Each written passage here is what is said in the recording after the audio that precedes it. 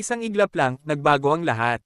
Isang simpleng estudyante na napasok sa isang laban na hindi niya kayang takasan. Sa mundong ito, may mga vampire na hindi lang basta umiinom ng dugo. Sila ang embodiment ng deadly sins at bawat isa may sariling kapangyarihan at sariling dahilan para pumatay. Ito ang simula ng isang digmaan. Sa pagitan ng tao at ng mga nilalang sa dilim. Silang pito ang hahalili sa magaganap na labanan para itama ang mga dapat itama at alisin ang mga hindi dapat. Matapos pumanaw ang kanyang mga magulang, tanging nakaupo lang si Maaro sa harap ng kanilang mga alaala, naghihintay kung sino ang tatanggap sa kanya. Ipinagpatong-patong ng mga tao sa paligid niya ang responsibilidad sa isa't isa, umaasang may iba pang mag-aalis ng pasanin sa kanilang mga kamay. Pagkatapos ay lumapit ang kanyang tiyuhin upang ampunin siya, nang walang bahid ng pag-aatubili o sama ng loob, tanging banayad na init lamang ang ipinakita. Pagkalipas ng ilang taon, pinalaki ng isang lalaking may tunay na katatagan at integridad, si Maaro ay lumaki bilang isang taong lubos na responsable, halos perpektong anak sa paningin ng lahat. Hindi lamang siya isang mahusay na kusinero, kundi ginagampanan din niya ang napakaraming tungkulin sa paaralan. Tuwing ang klase ay nahaharap sa isang gawain na walang nakakaalam kung sino ang dapat humawak, si Maaro ay palaging tumutulong. Wala siyang hindi magawa, walang hindi niya maintindihan. Dahil doon, lubos siyang nagustuhan ng kanyang mga kaklase. Si Maaro ay lang ba talaga ang pagtanggap ng napakaraming responsibilidad? Bakit ba lagi siyang nagboboluntaryo para sa pinakamahirap na gawain? Dahil mahirap naman ang mga iyon, syempre. Naguluhan ang mga kaibigan niya sa sagot niya. Hindi ba dapat iwasan ng mga tao ang mga komplikadong bagay? Kakaiba talaga yung lalaking yan. Sa sandaling iyon, sinapatulo ng dugo ng ilang tao. Masiglang ikinukwento ni Sukuya ang kwento ng hindi napapansin na nakatingin sa kanya ang kanyang mga kaibigan ng may pag-aalinlangan. Narinig nila na partikular na sinabihan siya ng doktor na uminom lamang ng kalahating tableta, ngunit hindi siya nakinig at ininom ang isang buong bote ng ganoon. Hindi nakakapagtaka na, tutal, chismis lang naman iyon, kaya hindi na kailangang pag-isipan pa. Lalo na tatawagan na naman siyang baliw ng grupong ito. May discount voucher para sa karaoke ang isa sa kanila, at aalis na sana sila agad. Kaya kailangan niyang umuwi para tingnan at pakainin ito. Kung hindi, ang payat na maliit na bagay ay hindi man lang makakain ng maayos na pagkain. Mula sa labas, tinawag ni Maaro ang pusa ngunit walang natanggap na tugon. Ang tanging naririnig niya ay ang TV na tumatakbo sa loob. Napaisip si Maaro kung ganoon ba talaga siya kawalang malay. Lumapit siya sa TV at lubos na natigilan dahil sa loob ng kanyang bahay ay may napaisip si Maaro kung anong uri ng basura ang kanyang nasira. Pero hindi naman talaga mahalaga iyon. Kumuha siya ng walis at inihagis ito sa nanghihimasok. Tumalon lang ang estranghero at walang kahirap-hirap itong naiwasan. Pakiramdam ni Maaro ay magiging isang mahirap na laban ito. Pumasok ang sikat ng araw at ang misteryosong estranghero ay nagpalit anyo bilang isang pusa. Hindi makapaniwala si Maaro sa kanyang nakita. Patuloy niyang binubuksan at isinara ang kurtina para subukan ito. At totoo nga, tiyak na ito rin ang kaya agad itong sinubukan ni Maaro na hilahin palabas at itapon. Si Kuro, na nakahanap na ng komportabling lugar na may pagkain at masisilungan, ay tumangging umalis. Tunay ngang malupit ang mga tao. Paano nga ba iiwan ng sino man ang isang kaibig-ibig na ang tulad niya? Simula nang umuwi si Kuro, kumain na lang siya. Marunong ba siyang manghuli ng daga? Bamantong hininga si Kuro at sinabing kapag nakapulot ka na ng daga, hindi mo na basta-basta maitatapon. Ngumisi si Maaro. Ang ginawa lang niya ay bigyan ng pangalan ng pusa. Bakit naman magiging imposibleng bitawan ito? Pagkasabi ni Maaro, isang kislap ng liwanag ang sumabog mula sa kanyang kamay at leeg ni Kuro. Ito ay rin ang dugo ng tao, ngunit mula lamang sa kanilang amo. Kapag nagbigay ng utos ang amo, kahit ang isang vampirang tamad na tulad ni Kuro ay kailangang sumunod. Ito ay isang pansamantalang kontrata.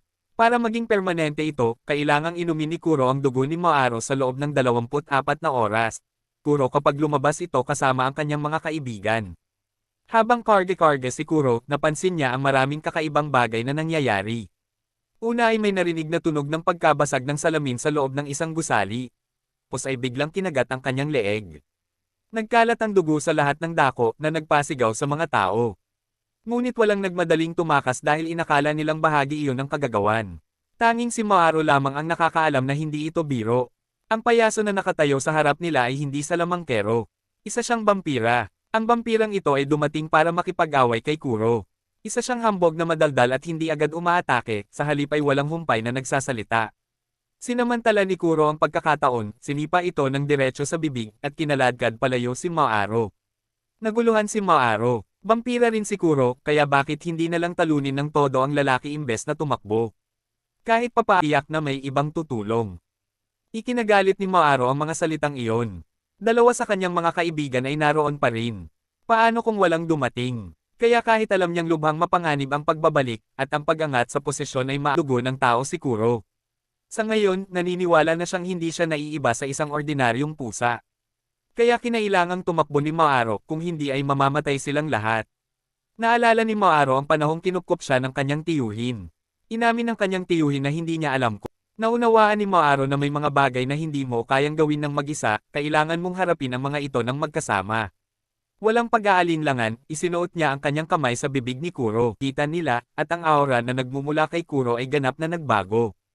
Ang kanyang katamarin ay napalitan ng uhaw sa dugo, at ang hindi niya inaasahan ay isang beses lang kailangang sumugod si Kuro, at isang malakas na hiwa ang lumitaw sa kanyang tiyan, isang sugat na napakalubha kaya't hindi na niya magawang lumaban. Lumapit si Kuro, hinaila pataas ang kalaban, at ibinuko ang kanyang mga panga, handang kumagit. Mabuti na lang at hinaila ni Maaro ang kadena pabalik sa tamang oras para pigilan siya. Wala nang magawa ang kalaban. Kung magpapatuloy si Kuro, siya ay magiging isa na lamang halimaw na uhaw sa dugo. Ang salamangkero ay naging isang puppet. Hindi siya patay, malubhang nasugatan lang. Ayon sa kanya, isa lamang siyang utusan.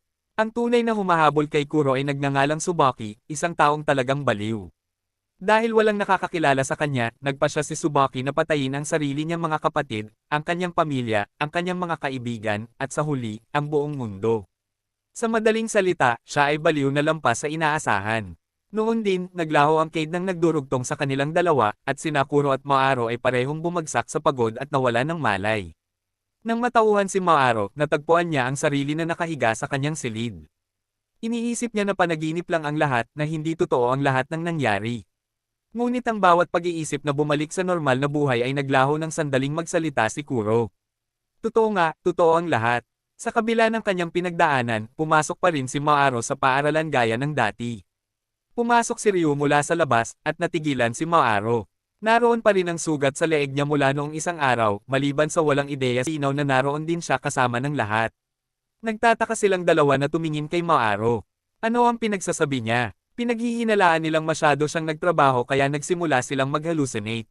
Hindi maintindihan ni Maaro ang lahat ng iyon. Bakit walang naalala ang dalawa niyang kaibigan? Para bang galing talaga sa isang aksidente ang sugat ni Ryo, at hindi man lang napunta si Maaro sa pinangyarihan.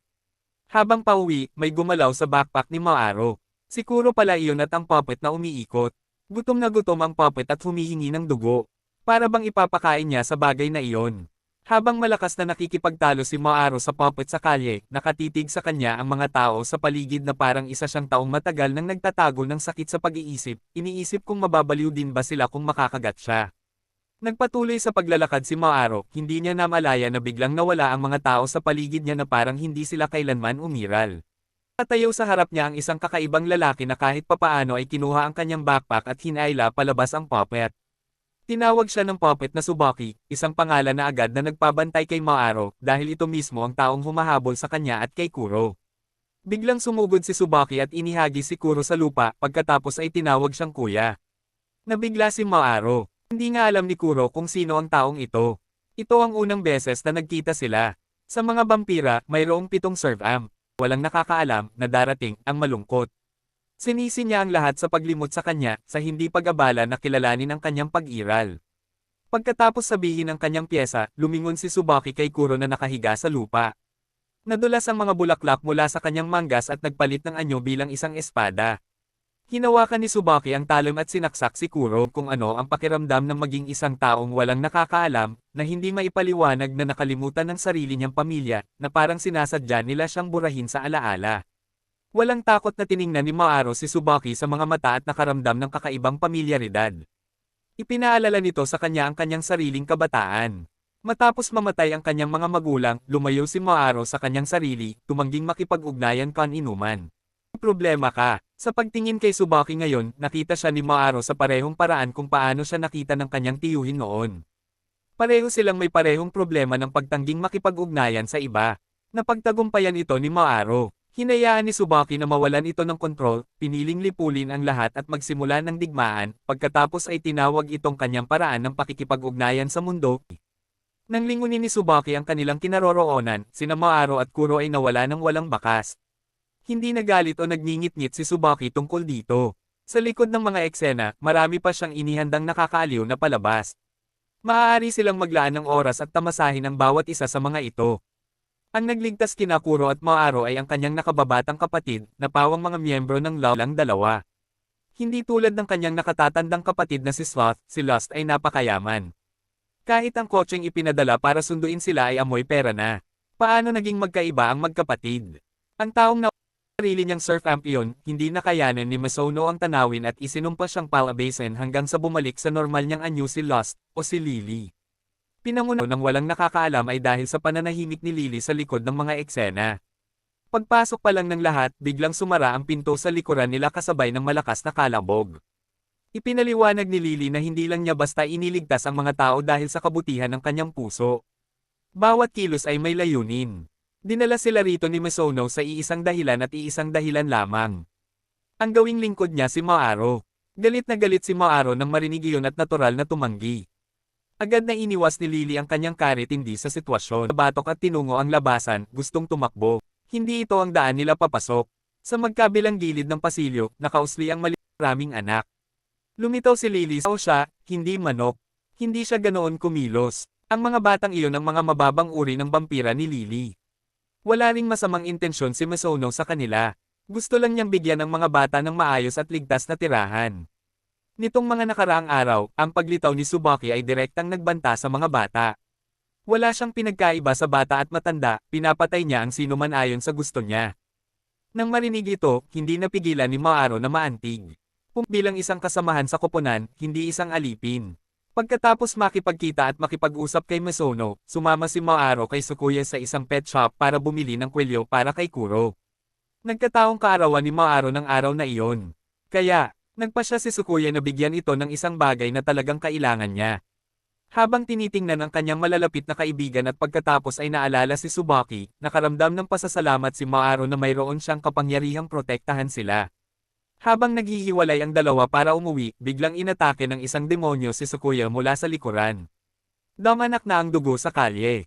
Mamamatay si Tsukuya, at si Maaro ay mawawala ng malay at ilalabas ang kanyang kapangyarihan. Iyon ang magiging script ng ibang anime dahil sa anime na ito ay hindi ganoon ang naging landas ng author. Hinayla ni Tsukuya ang kanyang umaatake papunta sa isang kalapit na restaurant kung saan nagsasaya sina Tsubaki at ang payaso. Hindi ordinaryong tao si Tsukuya. Isa siya sa subclass ni Tsubaki. Ang umatake kay Tsukuya ay isa ring vampira, bagamat hindi pa alam kung kaninong subclass siya at kung sino ang nag-utos na umatake. Sa panig ni Maaro, bumalik siya sa bahay ni Misono upang matutunan kung paano gamitin ang kapangyarihan ng isang serve amp.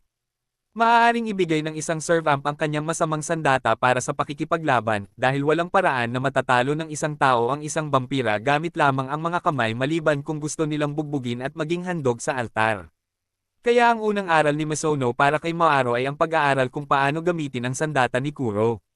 Matapos mag-isip-isip ng ilang sandali at wala namang narating, sinabihan ni Misono si Maaro na ipikit ang kanyang mga mata.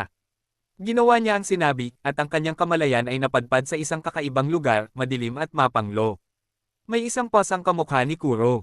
Maaari mo itong tawaging Kuro o hindi, dahil bahagi lamang niya ito. Ang pasang ito ang namamahala sa pamamahagi ng kapangyarihan, at ang espasyo ay pinalamutian na parang isang birthday party ang inihanda para lamang kay Maaro. Lumapit si Maaro sa isang tumpok ng mga regalo. Nakatago ang sandata sa gitna nila. Sa dami ng mapagpipilian, paano siya pipili?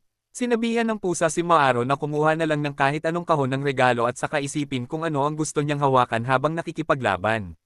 Sinunod niya ang mga tagubilin, at ang napiling kahon ay sumabog sa nakasisilaw na liwanag.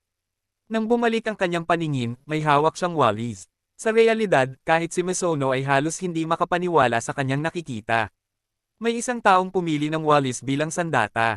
Marahil inakala ni Maaro na siya ang ina ng lahat ng mga vampira, at ang kailangan lang niya ay itaas ang walis para manginig sila at maglikot. Hindi naman ito ordinaryong walis. Kaya nitong lumipad at malayang magmanyobra sa himpapawid. Pagkatapos, bumaon ang walis sa palso ni Maaro, nag-iwan ng tato na hindi na maaaring mabura o mabura. Ngayong mayroon na siyang sandata, ang kailangan na lang niya ay matutunan kung paano ito ipatawag. Sumigaw at tumalon-talon si Maaro, ginagawa ang lahat ng posibleng paraan na parang baliw na hindi na mailigtas. Ngunit ang tato ay hindi tumugon kahit kaunti. Hindi niya maisip kung paano gumagana ang bagay na iyon o kung paano ito ipatawag, kaya maaari niyang hampasin ang likod ng isang kalaban gamit ito. Iminungkahi ni Lily na isipin niya ang dahilan kung bakit niya nakuha ang kapangyarihang ito noong una pa lang. Kailangan niya maging isang taong may sapat na determinasyon, kung hindi ay mananatili na lamang na tamad at walang silbi si Kiro. Tumingin si Maaro kay Kiro, gusto sanang humingi ng mga tip sa paggamit ng wallis, ngunit nagmukhang walang alam si Kiro. Bumalik ka at mag-usap kapag maaari mo nang ipatawag ang bagay na iyon. Sa huli, nang bumagsak si Misono dahil oras na ng kanyang pagtulog, hindi pa rin alam ni Maaro kung paano gamitin ang kanyang sandata. Wala siyang magagawa, kundi umuwi dahil may pasok siya sa umaga. Kinabukasan sa paaralan, nabalitaan ni Maaro mula sa kanyang mga kaibigan na wala si Sukuya. Kakaiba ang nakita niya. May problema ba sa kaibigan niya? Bakit siya lumiban sa paaralan nang walang sinasabi? Nang hapong iyon, dumaan si Maaro sa isang convenience store para bumili ng pagkain, pagkatapos ay tumungo sa bahay ni Sukuya para tingnan ito. Habang nasa daan, nagtanong si Kiro tungkol kay Sukuya, na lubhang nakapagtataka kay Maaro. Sinabi ni Sukuya na namatay ang mga magulang niya noong bata pa siya, tulad ni Maaro. Pero paano sila namatay? Hindi ang kuryosidad ang nag-udyok sa tanong na iyon. Kusang lumitaw ito sa kanyang isipan. Ang mga alaala at imahe ni Maaro kay Sukuya sa isip niya ng sandaling iyon ay parang isang nagkikislapang elektron-ikong aparato. Lahat ay malabo at walang malinaw, paikot-ikot, na nagpapaisip kay Maaro kung nasaan ang bahay ni Sukuya, kung sino nga ba si Sukuya. Sa sandaling iyon, lumitaw si Sukuya sa likuran niya, at nawala ang kalituhan. Labis na nag-aalala si Maaro para sa kanyang kaibigan. Bakit siya lumiban sa paaralan nang hindi nagsasabi kahit kanino? Hindi ito pinansin ni Sukuya at sinabihan siyang may mga vampira rito, kaya kailangan na nilang umalis agad. Sa sobrang pagmamadali ni Sukuya ay hinailan niya si Maaro, dahilan para mabitawan nito ang kanyang nakakahong pagkain. Nagtago sila sa isang desyerto at walang tao sa paligid. Biglang nagtanong si Sukuya kung may kasinungalingan ba sa kanilang relasyon. Mula sa kung saan, may manipis na hibla na mahigpit na bumalot kina Kiro at Maaro. Lumitaw ang anino ng payaso. Sinabi ni Sukuya kay Maaro na isaalang-alang ang posibilidad na ang buong buhay niya ay nagsimula lamang 5 minuto ang nakalipas. Ang totoo ay noong kabataan ni Maaro, wala pang kaibigang nagngangalang Sukuya. Dati, dalawa lang ang tao, sina Ryo at Koyuki. May tendensya ang mga tao na maniwala sa mga kasinungalingang maginhawa at kapakipakinabang para sa kanila. Hanggat natutugunan ang dalawang kondisyong iyon, automatiko nilang tinatanggap ang kasinungalingan bilang katotohanan. Sinamantala ito ni Sukuya upang manipulahin ang isipan at alaala ng iba. Mariin niyang inakusahan si Maaro na hindi niya kailanman sinabi sa kanya ang tungkol kay Kiro. Kung sinabi niya, hindi sana aabot sa ganito ang lahat. Matapos bigkasan ng kanyang pyesa, sumugod si Sukuya para umatake. Hiniramdam ni Kiro ang daan para tanggapin ang tama, tiniis hindi lamang ang hiwa ni Sukuya, kundi pati na rin ang isang brutal na saksak mula sa salamangkero. Napagtanto ni Maaro na malala ang sitwasyon at nais niyang ibigay kay Kiro ang kanyang dugo para makalaban siya. Naramdaman ni Kiro ang iniisip nito at binalaan siya na wala itong saysay ngayon. Ang lakas ng isang alipin ay direktang proporsyonal sa kalooban at determinasyon ng kanyang eba. Dahil may isang taong naguguluhang nasa isip na hindi alam ang gagawin sa sinungaling na kaibigang nakatayo sa harap niya, na hindi kayang pumatay ngunit hindi rin kayang tumakbo, walang paraan para lumaban si Kiro. Sa itaas nila, si Sukuya ay nagngangalit dahil pakiramdam niya ay siya ang naloko. Ang isang sinungaling na laging tumutugon ng napakatindi sa sitwasyong ito ay siyang sukdulan ng pagkukunwari. Nang akmang aatake na naman siya, dumating sina Misono at Lily. Si Lily ang inatas ang labanan ng salamangkero, at kinutya ni Sukuya ang desisyon ni Maaro na harapin ito ng direkta.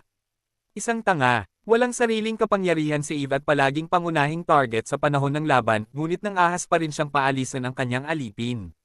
Nang akala ni Sukuya na siya ang may kalamangan sa labanang ito, isang hindi inaasahang pangyayari ang nangyari.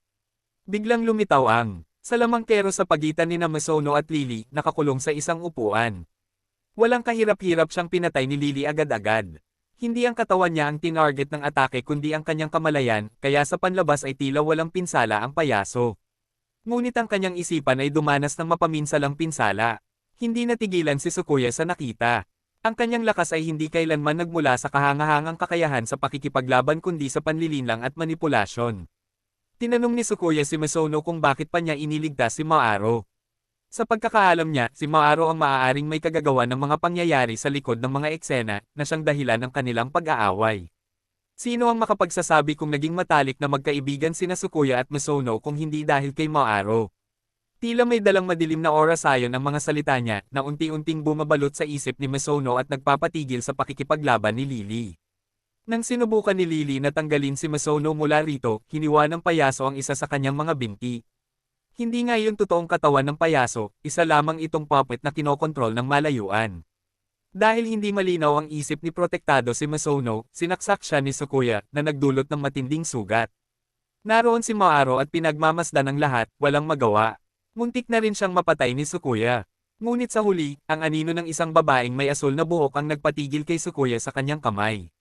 Hinimok ni Kuro si Maaro na umalis, iginiit na ang pananatili ay hindi makakatulong. Lubos siyang nakikipagdigma sa kanyang sarili, kalahating gustong suntukin si Sukuya at kalahating hindi kaya. Kaya paano niya magagamit ang anumang kapangyarihan? Sa kabila ng babala ni Kuro, tumanggi si Maaro na umalis. Nang makitang sugatan si Misono, lalong lumakas ang kanyang loob, kaya tinawag niya ang Wallace at itinutok ito diretso kay Sukuya. Wallace man o hindi biro ang pinsalang idinulot nito. Isang tama lang ang nagpakawala ng dugo sa ulo ni Sukuya. Nang makita iyon, muling nanghina ang bagong huwarang paninindigan ni Maaro, at ang Wallace ay nakalutang sa hangganan sa pagitan ng tunay at hindi tunay, malapit ng maglaho. Ngunit tumanggi si Maaro na mangyari iyon. Alam niyang hindi niya kayang mag-atubili ngayon. Humigpit ang hawak niya sa Wallace, at paulit-ulit niya itong inihampas ng walang tigil. Nakahiga si Sukuya at tinanggap ang bawat suntok na parang batang binubugbog ng kanyang ina, hindi nang ahas na lumaban kahit isang beses. Sa kabila ng lahat ng kanyang lakas, sa kaibuturan ni Maaro ay nakaramdam siya ng sakit at panghihinayang na hindi niya maipahayag sa mga salita. Naramdaman ito ni Kuro. Naniniwala siya at ang pasang nasa loob na pinagsisihan ni Maaro ang pagpulot ng lahat ng mga iyon. Ang kadiliman sa loob ni Kuro ay lalong lumaki hanggang sa lumunin nito ng buo ang kanyang isipan. Sa totoong mundo, kumilos na si Kuro. Hinawakan niya si Maaro at ibinaon ang kanyang mga pangil sa leeg nito. Ang dugong umagos mula sa kanya ay nagpagana ng isang napakalaking kapangyarihan sa loob ni Kuro. Sa likuran niya ay lumitaw ang imahe ng isang nakakakilabot at napakalaking pusa. O mas tiyak, tanging isang malademonyong pusa lamang ang maaaring magkaroon ng ganitong anyo. Mula sa bibig nito ay bumuhos ang mga ulap ng maitim na usok na unti-unting kumakalat na parang kadilimang nananagana sa loob ni Kuro. Sa isang iglap, nilamon nito ang buong eksena at nagpakita ng mga senyales ng paglamon sa lahat ng nakikita. Sa sandaling iyon, si Sukuya, kahit siya ay hindi maintindihan ang dahilan, ay gustong sumugod sa tabi ni Maaro. Humingi siya ng tawad sa lahat ng kanyang nagawa. Ngunit mahigpit siyang tinali ng mga sinulid mula sa dalaga at hinayla palayo. Sa sandaling malapit nang sumabog ang nakamamatay na aura ni Kuro, isang bala ang tumago sa kanyang dibdib. Sa itaas, lumitaw ang mga bagong figure. Isang demonyong may hawak na 2 baril ang sumubsob pababa at tinapakan si Kuro, pagkatapos ay nagpaulan ng sunod-sunod na bala sa katawan nito. Ang malalalim na sugat ay pumihil sa pag-atake ni Kuro. Pagkatapos ay inilipat ng vampira ang kanyang target, itinutok ang baril sa ulo ni Sukuya at kinalabot ang gatilyo. Mabuti na lang at nakaiwas si Sukuya sa tamang oras. Umatras ang magkabilang panig at nanatiling malayo. Sumigaw si Maaro kay Sukuya, tinatanong kung tungkol saan ang lahat ng ito. Hindi sumagot si Sukuya. Itinapon niya lang ang Reg Along ibinigay niya sa kaarawan at naglaho. Kasabay noon, natapos ang bangungot. Dumating ang mga tauhan ni Misono upang isugod siya sa ospital. Ang natitira na lamang sa pinangyarihan ay sina Maaro, Kuro, at isang misteryosong lalaki kasama ang kanyang vampira. Ipinakilala lamang ng lalaki ang vampira bilang servant ng inggit at walang ibinunyag tungkol sa kanyang sarili. Hinikayat niya si Maaro na matuwa nang matuklasan niya ang sarili niyang kawalan ng determinasyon sa laban na iyon. Dahil doon, matutulungan niya si Maaro na mapawalang bisa ang kontrata at makabalik sa buhay ng isang ordinaryong estudyante sa high school. Kung hindi niya lalabagan ang kontrata at hindi pa rin niya mapatunayang may sala, mauulit ang nangyari kung saan mawawala ng kontrol ang servant at lalamunan ang sarili nitong Eva. Tinanong ni Maaro kung sino ang lalaki at kung bakit siya tumutulong. Ngunit sinabi lang ng lalaki na isa siyang negosyante ng mga antigo at hindi na nagsalita. Matapos ang lahat ng kanyang pinagdaanan, ang puso ni Maaro ay parang gusot. Ayaw niyang bumangon at pumasok sa paaralan kahit kaunti. Alam ni Kuro na nalulungkot siya at naisip niyang malamang pinagsisihan ni Maaro ang pagsundo sa kanya. Ang walang nakaintindi ay hindi ganoon ang nararamdaman ni Maaro. Hindi niya talaga alam kung paano haharapin ang lahat o kung ano ang susunod na gagawin. Walang magagawa ang pagsisisi sa puntong ito. Pumasok si Maaro sa kanyang karaniwang restoran at nakasalubong si Tsubaki. Sinadya niyang umupo malapit sa kanya upang makakuha ng karagdagang impormasyon tungkol kay Tsubaki. Hindi binaygo ni Tsubaki. Si Tsubaki ay hindi isang batang ipinanganak na likas na masama. Isa siyang inosenteng batang nakulong sa isang pamilyang mapanlinlang at malupit. Ang unang pagkakataon na nagsinungaling siya ay sa kanyang ate. Alam nitong may mangyayaring masama sa Balconahe kinabukasan kaya sinabihan niya ang kanyang nakababatang kapatid na huwag pumunta roon. Hindi nakinig si Tsubaki. Palihim siyang sumilip at natuklasan ang isang bagay na kakilakilabot. Pinipilit ng kanyang ama at ina ang kanyang kapatid na tumalon at mamatay upang makuha nila ang pera ng seguro. Noong una ay tumanggi siya, ngunit ginamit ng dalawang mababang uri ng halimaw na iyon si Tsukuya bilang puwersa upang takutin siya. Nang araw na iyon, pinili ng batang babae na isakripisyo ang kanyang sarili upang protektahan ang kanyang nakababatang kapatid na lalaki. Nang mapagtanto ng mga magulang na nagmamasid si Tsukuya mula sa likuran, pinagbantaan nila siya na sasabihin sa pulisya na wala siyang alam pagdating nila o susundan niya ang kanyang kapatid na babae. Alam din ng mga kapitbahay na may mali sa pamilyang iyon, ngunit wala ni isa sa kanila ang gustong makialam, kaya nagbulag-bulagan sila. Ang buong gusali ay naging kasabwat sa pagpatay. Pagkalipas ng 6 na taon, sinapit ni Tsukuya ang parehong kapalaran gaya ng kanyang kapatid na babae. Iyon ang sandaling natagpuan siya ni Tsubaki. Kaya iyon ang uri ng nakaraan na humubog kay Tsukuya tungo sa pagiging kontrabida niya. Matapos marinig ang lahat, labis na pinagsisihan ni Mahiro dahil hindi niya kailanman sinubukang intindihin ng mas malalim si Tsukuya na iniwan siyang mag-isa sa matinding paghihirap. Nagmadali siyang naglakad sa mga kalye, umaasang mahanap si Tsukuya sa kung saan sa pamilyar na mga kalsada, ngunit wala siyang nakitang bakas. Si Mahiro na lang ang natitirang nakaramdam ng bigat ng nangyari. Bumalik na si Tsukuya sa klase upang tumulong sa paghahanda para sa nalalapit na pagdiriwang pangkultura. Walang sino man doon ang nakakalimot kay Tsukuya. Lumipat lang siya ng paaralan noong nakaraang linggo. Hindi naman nawala ng walang bakas si Tsukuya. Hindi na matindaan ng mga tao ang mukha niya, pero kahit papaano ay nanatili ang pangalan niya. Iyon pa lang ay nagpapakita na gustong manatili ni Tsukuya, gustong maging bahagi ng lugar na ito, ngunit hindi niya kayang harapin ang lahat pagkatapos ng lahat ng nangyari. Dumating si Tsukuya na laging inaabangan ang kaganapan. Dumaan siya kina Ryo at Koyuki nang hindi napapansin ng kahit sino sa kanila. Akala niya ay nakalimutan na siya ng lahat. Ngunit nang lumingon siya upang lingunin ang kanyang mga dating kaibigan, nakita ni Tsukuya ang isang karatula na may mensaheng nagsasabing umaasa pa rin ang lahat na babalik siya. Bago pa man makaramdam ng pagkaantig si Tsukuya, isang itim na pusa ang sumugod mula sa unahan at itinumba siya. Sa likuran niya ay narinig ang boses ni Mahiro na sumisigaw sa kanya, "Bumalik ka rito, batang bastos." Agad na tumakbo si Tsukuya na parang magnanakaw ng aso. Hindi niya kayang harapin si Mahiro, paulit-ulit na binabanggit kung paano nito sinubukang patayin sila ni Misono. Agad na gumanti si Mahiro. Sinabi ng mga doktor na ang mga sugat ni Misono ay hindi naman kasing lala ng kanilang inaakala. Sa mga huling sandaling iyon, si Tsukuya mismo ay nag-iwas ng tingin at tumulong upang iligtas si Mahiro. Patuloy na itinuturing ni Tsukuya ang kanyang sarili na isang sinungaling, ngunit sa paningin ni Mahiro, isa siyang kaibigan. Wala nang iba, wala nang kulang. Tumakbo si Tsukuya papunta sa bubong bago huminto dahil wala nang mapupuntahan. Gustong-gusto niyang manatili sa tabi ni Mahiro ngunit hindi niya magawa. Itinapon ni Tsukuya ang sarili sa bingit. Ang kapangyarihan niyang vampira ay kayang pumihil sa kanya sa pagkamatay. Wala nang pakialam si Mahiro doon. Tumalon siya palayo at hinabol ang kwelyo nito. Tinawag ni Mahiro ang walis niya at sinigawan itong lumipad. Hinayla silang dalawa nito pataas sa kalangitan, pagkatapos ay nawala ng kontrol at bumagsak diretso sa kakahuyan. Hindi makapaniwala si Tsukuya na ang walis na tumama sa kanyang ulo ay kayang lumipad ng ganoon. Wala ring maipaliwanag si Mahiro.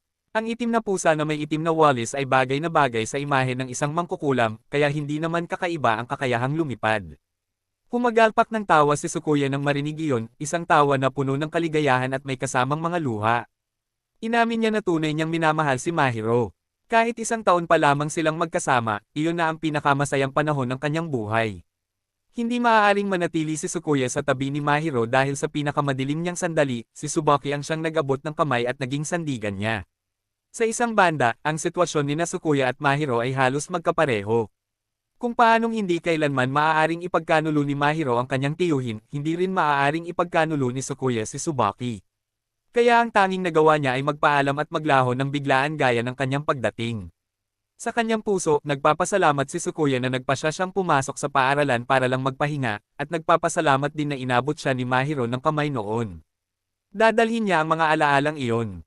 Magpakailanman. Pagkatapos humiwalay kay Mahiro, bumalik si Sukuya kay Tsubaki.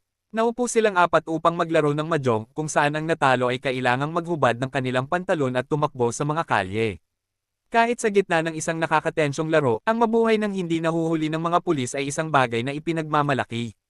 Lahat ng nagawa niya sa ngayon ay pambungad na palabas lamang. Ang susunod na mangyayari ay ang tunay na palabas ng pagkawasak mula mismo sa Panginoon ng Kaguluhan. Pagdating ng bakasyon ni Mahiro, natapos na ang unang taon niya sa high school. Dumating na ang bakasyon, at maaari nang magsanay si Mahiro ng kontento nang hindi nababahalang pumasok sa paaralan kinabukasan. Nagpaalam na siya sa kanyang mga kaibigan at umuwi na. Habang pauwi, napansin ni Mahiro ang isang pista ng mga Hapones na ginaganap malapit sa kanilang lugar. Noong bata pa siya, lagi siyang isinasama ng kanyang tiyuhin doon. Plano niyang umuwi muna at pagkatapos ay magsaya sa pista. Iyon ang plano, ngunit nang makita ni Kuro ang mga stall ng pagkain ay nawala siya ng walang bakas, para lamang Nagkataon, papunta si Mahiro sa Lost and Found office, na may speaker system, kaya madaling mahanap ni Tetsuo ang kanyang kaibigan mula roon. Pagkatapos maglakad ng ilang sandali, tinanong ni Mahiro kung ano ang hero. Para saan ba talaga niya ito ginamit? Huwag mong sabihing nag-e-ensayo siya ng sayaw na may karwahe. Matamlay na sagot ni Tetsuo na para iyon sa isang bampira. Nabigla si Mahiro at napaisip kung bampira ba ang taong nakatayo sa harap niya. Biglang may umalingaw-ngaw na malakas na pagsabog. Sa likuran nila, isang malaking pagsabog ang sumabog dahilan para magtakbuhan ang lahat sa takot. Tinawag niya si Kiro, pinainom kay Kiro ang dugo nito, at pagkatapos ay pinasakay niya silang dalawa sa ere. Tumalon si Kiro ng medyo malayo at inihagis ang malita. Tiwala si Kiro na siya mismo ang pinagpalang anak ni Lady Luck. Walang paraan na sa isubog ang bagay na iyon sa ere, at pagkatapos ay pinanood nila ang pagbagsak ng malita. Nakatayo si Tetsuo sa mismong lugar na iyon. Sinalon niya ang malita at itinulak ito sa kanyang kabaong. Lubos siyang naniniwala na walang makakasira sa kanyang kabaong. Totoo nga ang sinabi ni Tetsuo, nang buksan nila ang kabaong ilang sandali pa, wala nang laman kundi isang kalahating inihaw na paniki. Minura ng paniki si Tetsuo na gamitin ang utak niya kahit isang beses lang. May ideya ba siya na nasa loob? Pa rin siya nang sumabog ang bombang iyon. Matagal bago nakabawi ng katahimikan ang paniki. Ito ang pangangibabaw ng pagmamataas. Pumasok si Hyun nang may pag-uugali at halos magmakaawa na sana ay suntukin, mukhang isang nagpapakilalang hari na kakalabas lang sa bilangguan. Ngunit hindi naman siya nakakatakot. Kung mayroon man, higit pa riyan, napakabata pa ni Tetsuo noon, 14 na taong gulang pa lamang. Halos hindi makapaniwala si Mahiro nang marinig niya iyon. Kung bakit walang problema kay Tetsuo na tanggapin ang isang vampira, iyon ay dahil gusto niyang palagwin ang negosyo ng kanyang ama. Kung mamimili siya ba, binaling nila ang usapan kay Tsubaki. Walang dad ang kagagawan niya ang pagsabog ngayon. Si Hyo ang survamp na may pinakamaraming subclass. Mula ngan. Pumayag si Mahiro, saka umuwi.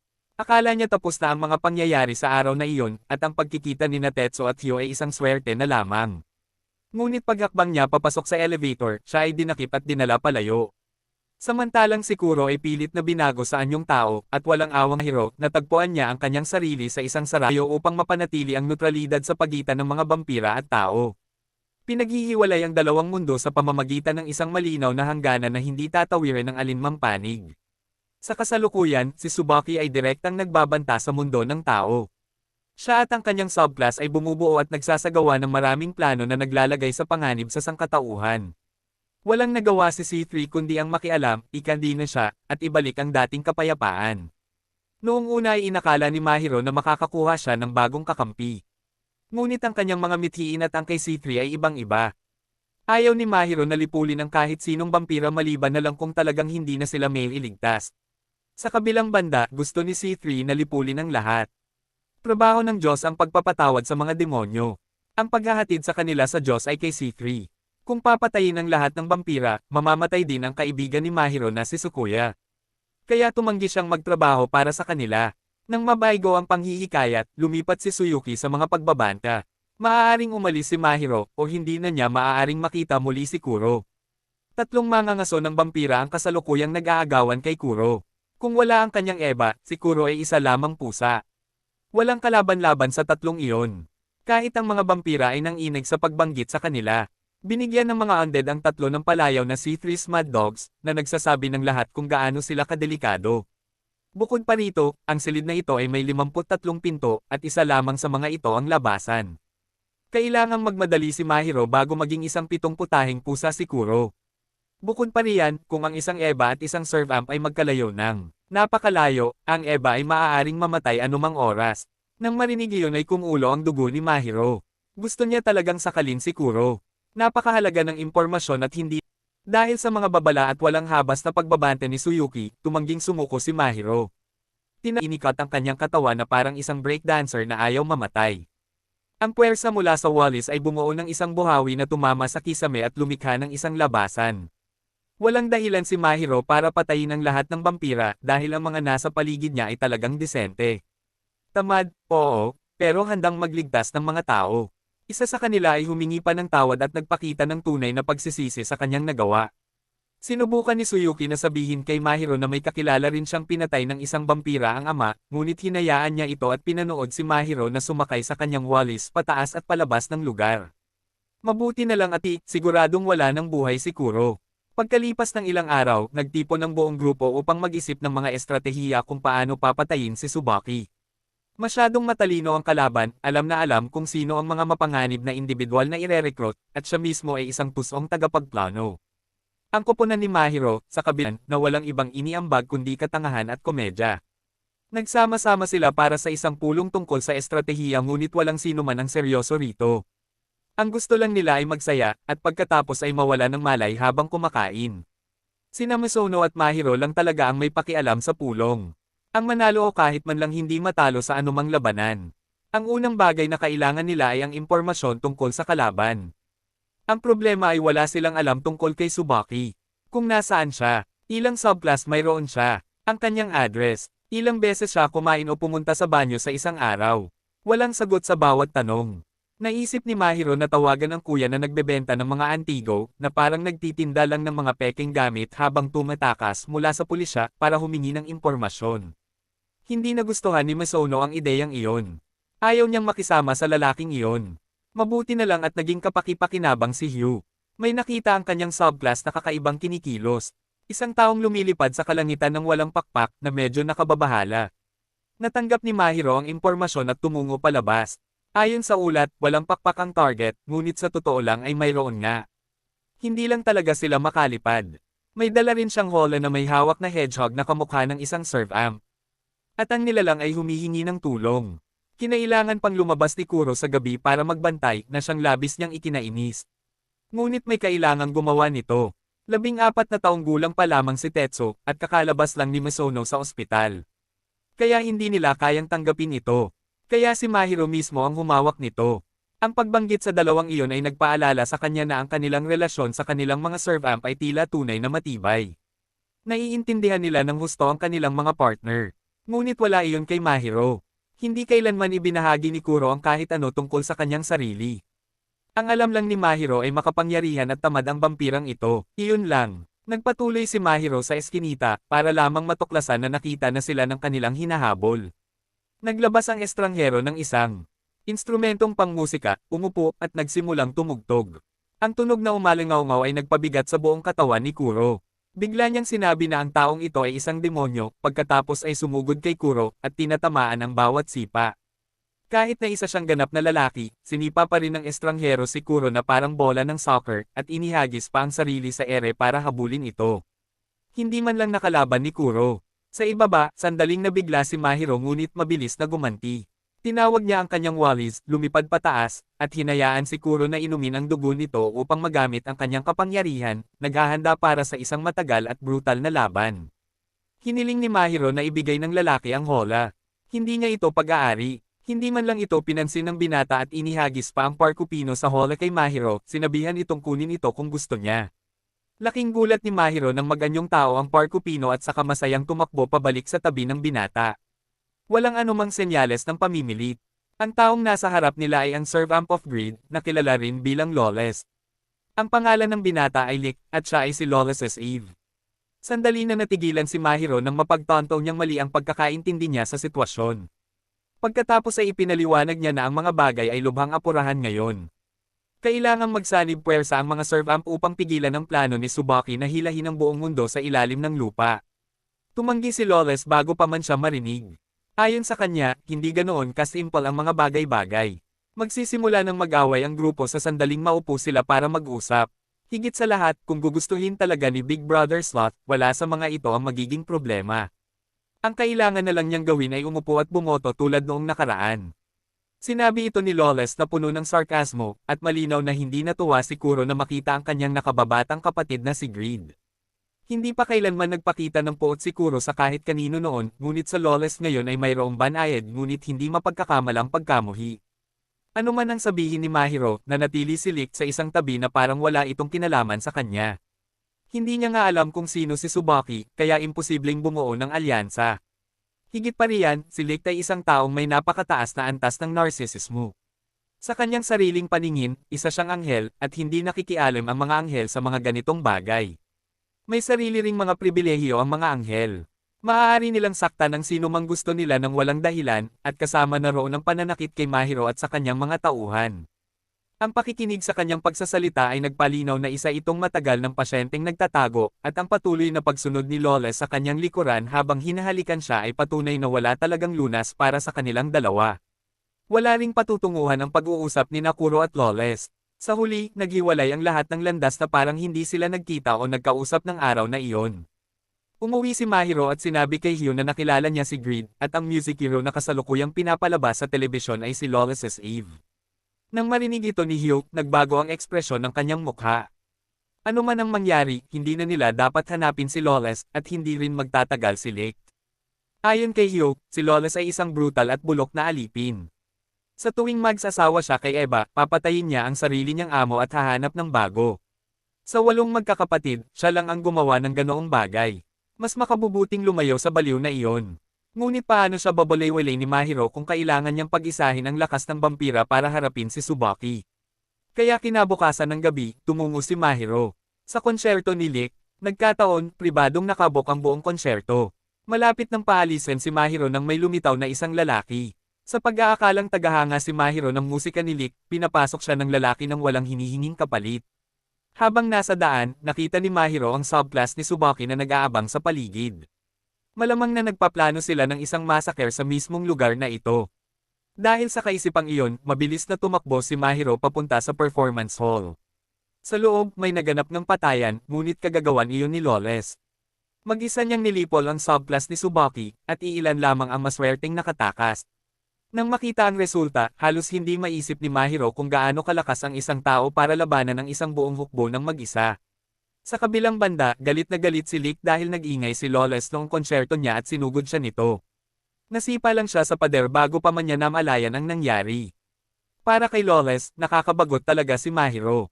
Hindi niya alam kung gaano katagal plano ni Mahiro na patuloy na mag-recruit ng mga kakampi habang nagbubulalas ng mga ideal na walang patutunguhan. Kung seryoso lang si Kiro, wala sanang mangyayari sa mga ito. Alam iyon ni Mahiro, pero hindi niya maaaring hayaan si Kiro na harapin ang lahat ng mag-isa. Pagkatapos magsalita ni Mahiro, humakbang si Lawless paarap at itinulak siya ng mahina na nagpalipad sa kanya paatras. Kung hindi agad tumugon si Kiro, malamang ay wala ng buhay si Mahiro. Sinadya iyon ni Lawless para makita ni Mahiro kung gaano kalawak ang agwat sa pagitan ng mga tao at mga vampira. Pagkatapos ay sinimulan niyang isalaysay ang isang bagay mula noong mga nakaraang taon, nang magpadala si C3 ng isang liham na humihiling sa 7 magkakapatid na vampira na alisin ang isang taong mahalaga sa kanilang lahat. Sa 6 na magkakapatid, 3 ang sumang-ayon at 3 ang tumutol. Ang pinakahuling hindi bumoto ay si Sloth. Dahil ginugulo ng lahat ang kanyang katahimikan, pinili ni Kiro na kalimutan ng lahat kaysa harapin ang problema. Ano man ang nangyari noon ay tiyak na nag-iwan ng kakilakilabot na mga kahihinatnen dahil sa sandaling ito ay nabanggit, isang mapanirang hangarin ang marahas na bomb alot sa kalooban ni Kiro. Ramdam ito ni Mahiro na napakakapal sa hangin na isang maling hakbang lang ay matatapos na ang lahat. Sumugod si Kiro kay Lawless at naramdaman ni Mahiro sa ibaba na papunta na sa timog ang mga bagay-bagay. Kakatawag pa lang niya ng kanyang walis nang sumugod si Lick, pinaghiwalay ang dalawa at sinipa si Lawless sa mukha. Inagaw ni Lick ang walis ni Mahiro, binaluktot ito na parang yu at inihagis kay Kiro. Ikinulong ni Lick si Kiro sa dingding dahil sa nakabaluktot na walis, kaya't hindi siya mapakali. Hindi hinayaan ni Lick na may gumawa ng kaguluhan sa kanyang konsyerto. Inilabas niya ang kanyang instrumento at nagsimulang tumugtog ng isang malungkot at nakakadurog ng pusong himig. Hindi gaanong naapektuhan si Mahiro, ngunit sina Lawless at Kiro ay parehong nakayuko ng may nanlalaki at nagngangalit na mga mata na parang napipilitang balikan ang isang bagay na talagang kakilakilabot. Palaging pinipigilan ni Lawless si Lick na tugtugin ang piyesang ito. Sumugod siya pasulong sa pagnanais na durugin ito. Tumalon si Lick para salubungin siya ng harapan.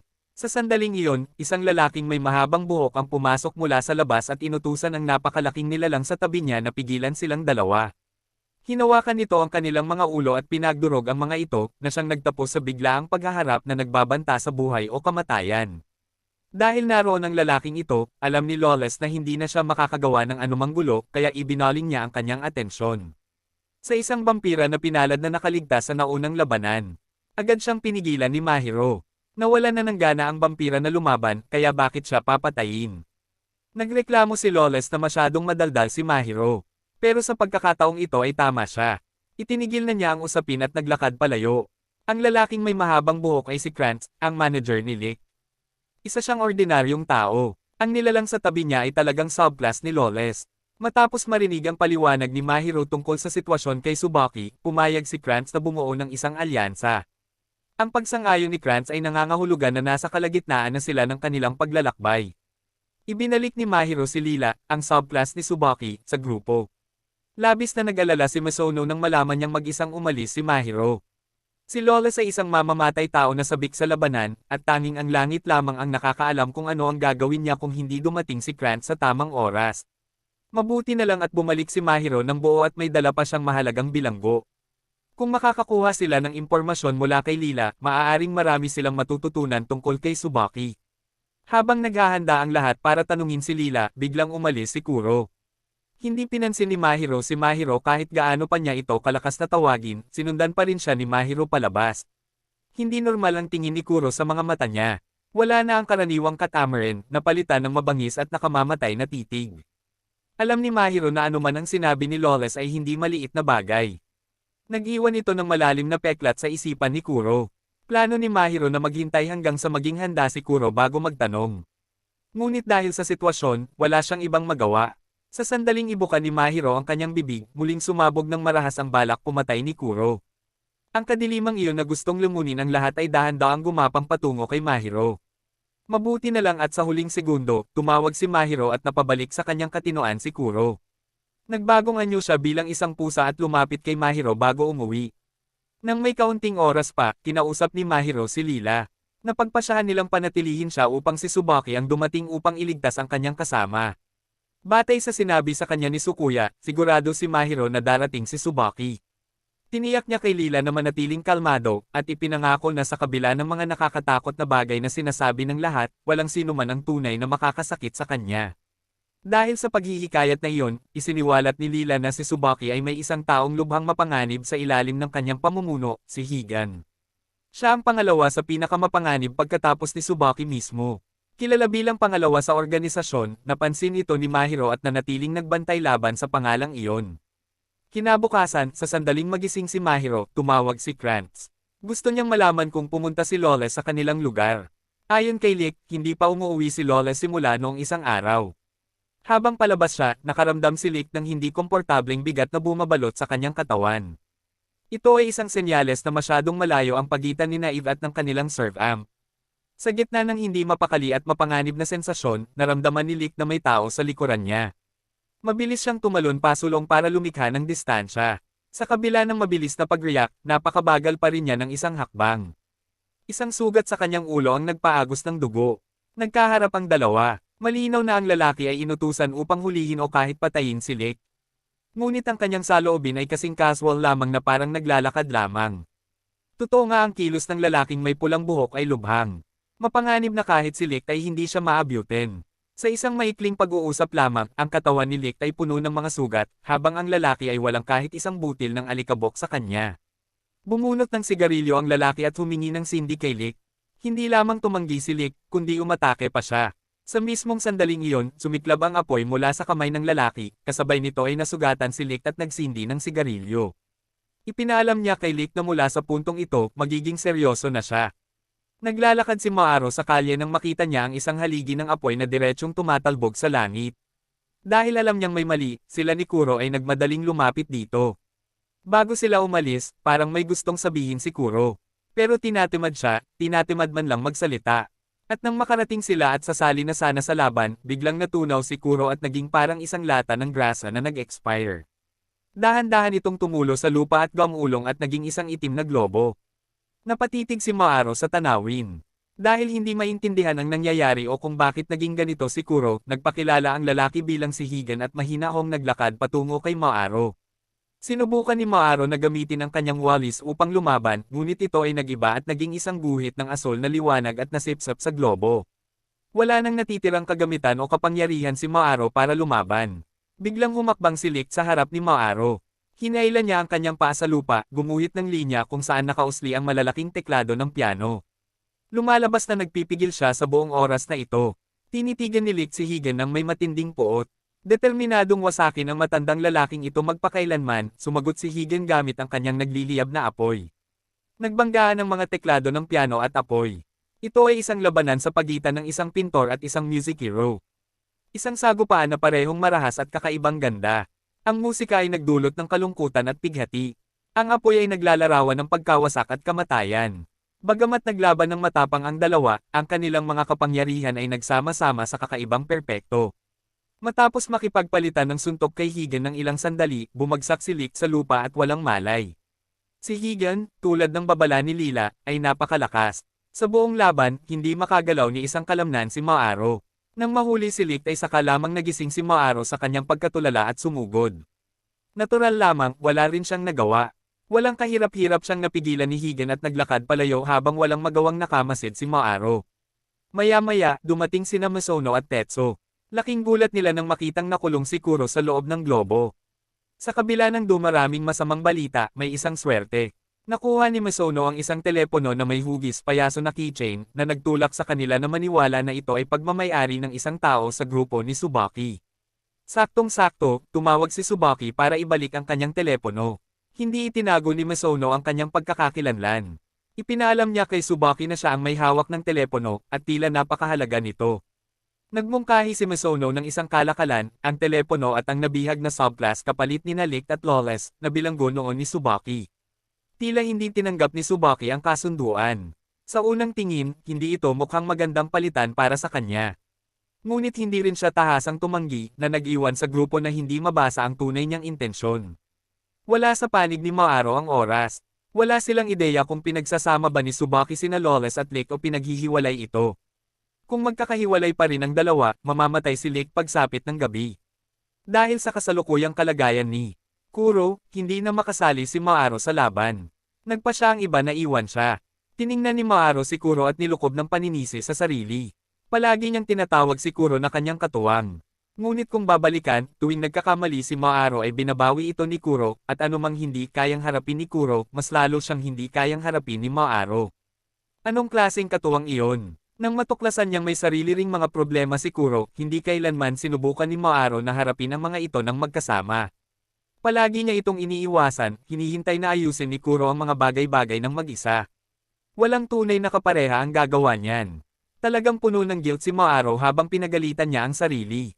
Naririnig ni Kuro sa loob ng globo ang bawat salita, nakikita ang mga senyales na tumutugon si Kuro. Gumanda ang pakiramdam ni Maaro. Ngayon, kailangan na lang nilang makahanap ng paraan para mabuksan ang globong ito. Ibinahagi ni Maaro ang kanyang natuklasan sa grupo. Kakatwa, siya lang ang taong nakakakita at nakakarinig sa sinasabi ni Kuro sa loob. Hanggat matatag si Kuro roon, sapat na ang pagbasag sa globo. Namutla ang mukha ni Kuro sa naisip. Matapos makitang huminto si Maaro sa tamang oras, palihim siyang nakaramdam ng ginhawa, ngunit pagkatapos ay ipinahayag ni Maaro na marahil siya ang dapat gumawa nito para sa pinakamahusay na resulta. Kaya't kumuha si Maaro ng lagari at pinutol ang kanyang mga gamit, itinulak at hinihila gamit ang lahat ng kanyang makakaya hanggang sa tuluyan siyang malagutan ng hininga, ngunit walang kahit isang galos na lumitaw. Ang globo ay parang salamin ngunit hindi kapani-pani walang matigas. Sa sandaling iyon, dumating si Krantz. Labis siyang natakot nang marinig na nabihag si Lick, at si Lawless ay nasa parehong kalagayan. Hindi na maiiwasan ang isang labanan. Nagsimula silang mag-isip ng estratehiya laban sa baliw na si Tsubaki na nagtitinda ng banana chips. Pagdating sa pakikipaglaban, ang nilalang na si Hill sa tabi ni Krantz ay talagang kakilakilabot. Siya ang sumire sa ulo ni Licht at Lawless nang mawalan sila ng kontrol. Bukod pa riyan, may sikretong sandata si Krantz. Isang water gun. Inakala ng lahat na magpapakita siya ng komedya. Ngunit nang may isang patak na damapo sa kamay ni Hyuk, agad na nawala ng malay ang vampira at hindi makagalaw. Medyo nagulat si Krantz nang malaman niyang vampira pala si Hyuk, ngunit dahil dito ay nabunyag ang buong epekto ng tubig. Regular din itong ginagamit ni Krantz tuwing susubukan ni Lawless na atakihin si Licht. Agad na natanto ni Maaro ang kahalagahan ng banal na tubig. Gamit ito, kahit hindi niya mapalaya si Kuro mula sa sphere, maaari pa rin siyang lumaban sa darating na labanan. Binili ito ni Krantz mula sa isang lalaking nagtitinda ng mga antigo. Nang marinig ito ni Maaro, naisip niya ang Panginoon ng inggit.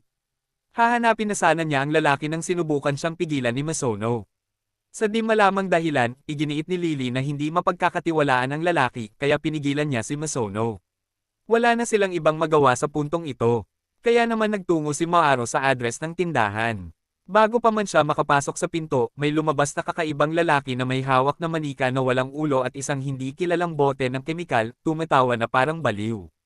Plano niyang pakuluan ang manika gamit ang mga kemikal at itinuring itong isang mahusay na ideya. Tiningnan ni Maaro ang lalaki na parang tanga. Tumingin ang lalaki kay Maaro na parang isang hanggal, pagkatapos ay nagtanong kung sino siya.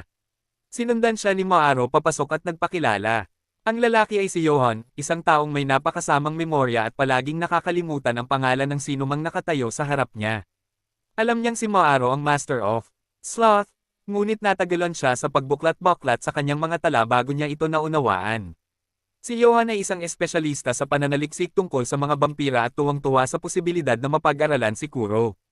Sa sandaling iyon, lumitaw si Makuni, ang taong hinahanap talaga ni Maaro. Muntik na niyang suntukin si Johan sa noo dahil sa pangahas na pagputol sa ulo ng isang manika na gusto niya. Ngunit tumigil siya sa sandaling makita niya si Maaro. Ang mas ikinagulat pa ni Maaro ay ang matuklasan na si Makuni ay ang nakatatandang kapatid ni Misono. Matapos magpakilala, pinatay ni Maaro si Kuro sa kanyang anyong globo. Ito ay isang pangyayaring ngayon lang nangyari. At halos sumabog si Johan sa tuwa.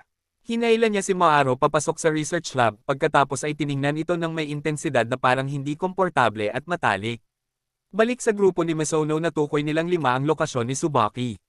Nakakulong siya sa isang hotel na may 45 palapag sa ibabaw ng lupa at 5 basement. Ang pangunahing prioridad ay ang pagsadjep, hindi ang pakikipaglaban, kaya pinili nilang pasukin ito. Una, kailangan nilang alamin kung saang eksaktong palapag matatagpuan si Tsubaki, at kung saan nakakulong ang mga bilanggo bago nila maisigawa ang plano ng pagsadjep. Si Misono ang buong responsable sa estratehiya. Siya ang pinakamatalino roon, walang duda. Ang trabaho ni Tetsuo ay basta sumugod ng walang ingat. Maglakas loob ka o umuwi ka na.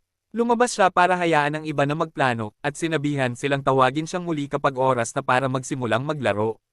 Sa panig ni Mahiro, sinusukat ni Johan ang kanyang taas, timbang, at marahil ang bawat katas ng kanyang katawan para sa mga layuning pang-eksperimento. Ang totoo, si Johan, na mahigit 30 taong gulang na ngayon, ay hindi pa nakaranas ng ganitong kaso noon. Wala siyang agarang solusyon para sa sitwasyon ni Kuro. Pero sigurado si Johan na malalampasan niya ito.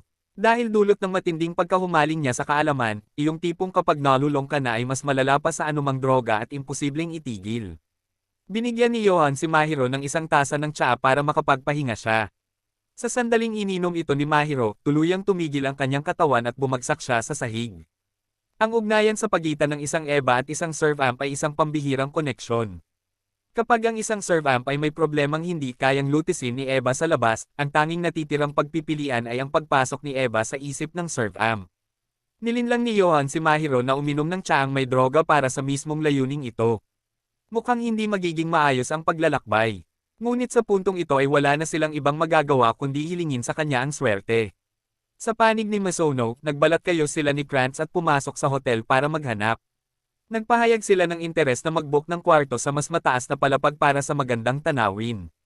Ayon sa mga staff, ang ika-43 palapag pataas ay nabook ng isang matagal ng bisita, at ang unang 4 na palapag ng basement ay nagsilbing mga parking garage. Base sa impormasyong ito, malamang na si Tsubaki ay nasa ika-43 palapag pataas. Bagamat malamang na sa ika-5 palapag ng basement ay nakakulong sina Licht o Lawless, pumasok si Misono sa elevator at pinindot ang buton para sa ika-41 palapag para maghanap. Si Tsukuya, nagkataon man o sinasadya, ay nakatayo roon. Umasa si Misono na hindi siya makikilala ng kalaban. Ngunit sa kasamaang palad, hindi nangyari ang mga bagay ayon sa kanyang nais. Alam na alam ni Tsukuya kung sino ang nakatayo sa harap niya. At ang mas malala pa, hindi papunta sa ika-41 palapag ang elevator. Pinalitan na ang layout ng mga butones. Ginamit na naman ni Tsukuya ang kanyang talento sa panlilinlang para magtakda ng bitag para kay Misono. Nahulog siya sa pinakamapanganib na sitwasyon sa lahat ng pagkakataon. Pinindot ni Tsukuya ang switch ng kuryente, dahilan para magdilim ang buong hotel. Bumagsak ang elevator mula sa itaas na palapag diretso pababa sa ika-5 palapag ng basement. Tila nabigla si Misono sa sitwasyon, ngunit hindi siya natakot kahit kaunti. Ang pagpunta sa pinakamataas na palapag o pagbaba sa ibaba ay parehong bahagi ng plano, dahil naniniwala siyang paghihiwalayin ni Tsubaki ang dalawang bihag, isa sa pinakataas at ang isa naman sa pinakailalim. Tao roon. Kalimutan mo na ang mga tao o mga vampira, wala ni isang bagay na nakikita. Umalang sa simula.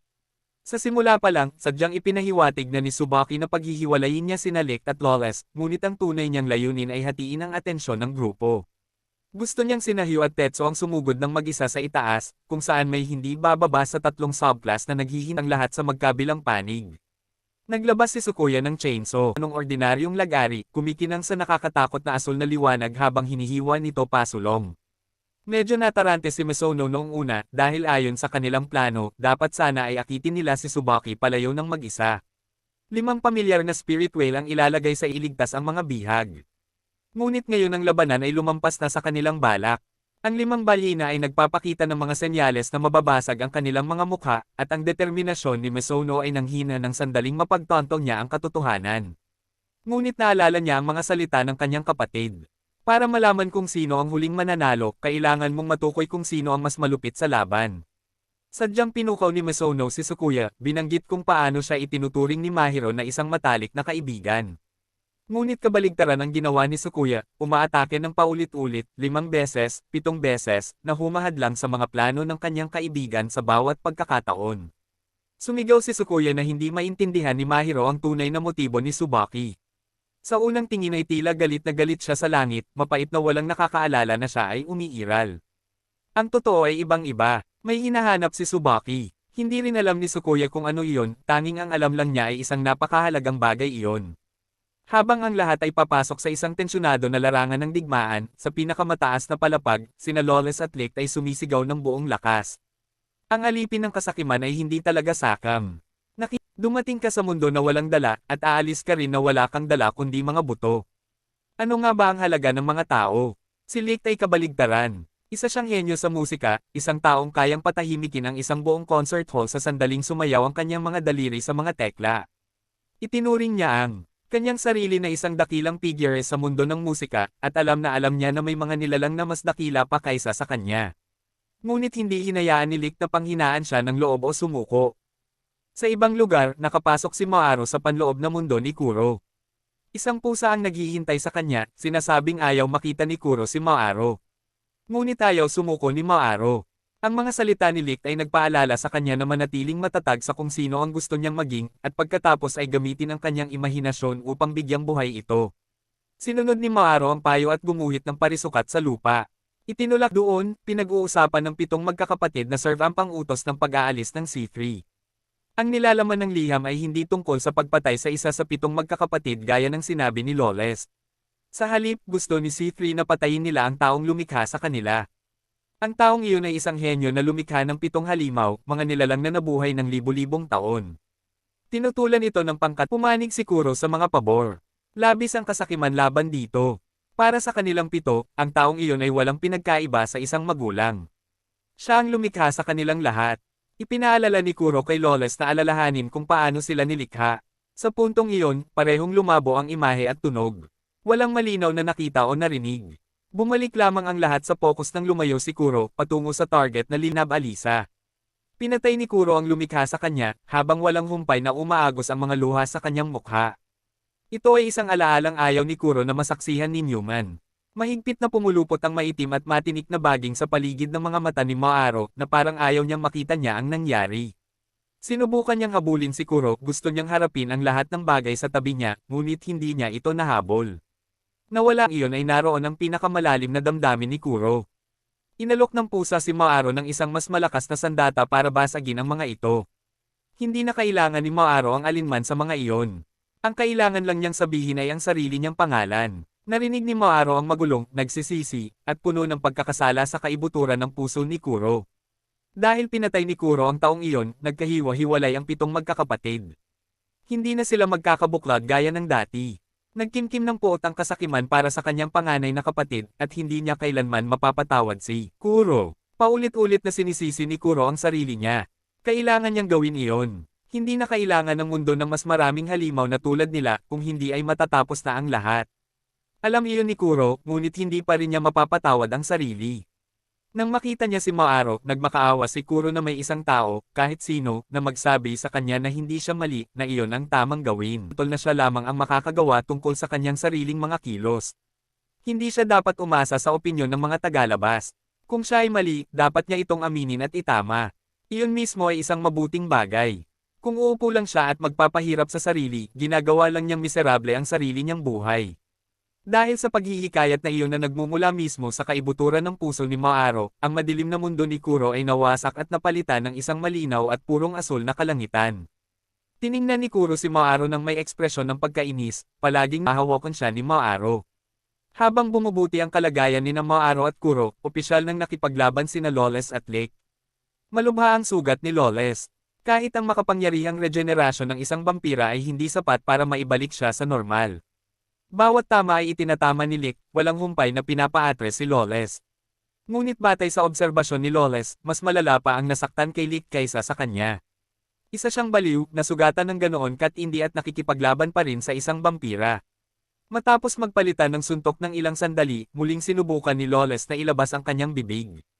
Gusto lang niyang ituro kay Lick kung gaano siya kawalang halaga kumpara sa mundo. Nanatiling hindi natitinag si Lick.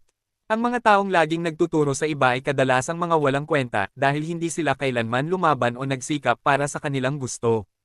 Naniniwala si Lick na ang mga taong iyon ay walang karapatang magsalita tungkol sa kanilang sarili sa harap ng iba, lalo na si Kasakiman. Hindi siya katulad ng pangalan niya. Hindi siya sakam sa kahit isang bagay, kahit isa, na lalong nagpababa sa kanyang karapat-dapat. Si Lawless ay binaygo ng pasalita at sumigaw na walang alam si Lick tungkol sa kanya. Sumabog ang kanyang kapangyarihan at ikinulong si Lick sa kanyang kinatatayuan. Minsan nang nagkaroon si Lawless ng isang bagay na lubos niyang hinahangad, ngunit lahat ng kanyang pagsisikap ay nawala ng saysay. Si Lawless ay dating alipin ng isang prinsesa sa isang kaharian. Masaya silang dalawa na magkasama. Pinoprotektahan niya ito ng higit pa sa pagprotekta ng sinuman sa kanyang mga kapatid sa kanilang sariling mga tahanan. Ang prinsesa ay isang babaeng may walang hanggang habag na nagmamahal sa kanyang mga kababayan. Araw-araw ay pinapanood niya ang isang bagong pamilya na nabubuo sa kanyang kaharian, at lalo lamang siyang pinasaya nito. Hindi nagtatagal ang magagandang bagay. Isang araw, nakatanggap si Lawless ng balita na ang prinsesa ay ikakasal sa prinsipe ng isang kalapit na bansa. Ang larangan ng digmaan sa hangganan ng dalawang bansa ay lalong naging tensyonado kaysa dati. At ang tanging paraan upang wakasan ang alitan ay ang bumuo ng alyansa sa pamamagitan ng kasal. Ayaw ni Lawless na sumama si Ophelia sa kanyang asawa. Gusto niya itong makasama habang buhay. Gamit ang kanyang kapangyarihan, kayang gawin ni Lawless ang lahat. Ang pag-alis sa kanya o pagsira sa buong bansa ay magiging madali. Ngunit hindi siya pinayagan ni Ophelia. Gusto niyang magkaroon ng kapayapaan ng mundong ito, malaya sa digmaan. Hindi siya nito maaaring ilayo, hindi niya maaaring patayin ang mga tao ng kanyang kaharian o ang kalapit na kaharian. Sa huli, ang tanging nagawa na lamang ni Lawless ay sundan si Ophelia patungo sa lupain ng kanyang asawa. Natuklasan na si Lawless ay isang vampira. Sinubukan ng mga tao ang lahat para patayin siya ngunit nabigo. Nakatakas siya at patuloy na palihim na pinoprotektahan si Ophelia mula sa dilim. Pagkalipas ng ilang panahon, sinalakay ng tinubo ang bayan ni Ophelia ang bansa ng prinsipe. Ang pagpapadala sa prinsesa ay isa lamang libangan. Pinili ng kalapit na kaharian na patayin siya bilang paghihiganti. Dumating si Lawless para kunin siya, ngunit tumanggi si Ophelia. Kung aalis siya, isang mas matinding digmaan ang saysabog at mas maraming tao ang mamamatay. Nadama ni Ophelia na ang kanyang pagnanais para sa kapayapaan sa mundo ay sakam sa kanyang sarili. Isang bagay na akmang-akma para sa kanyang alipin.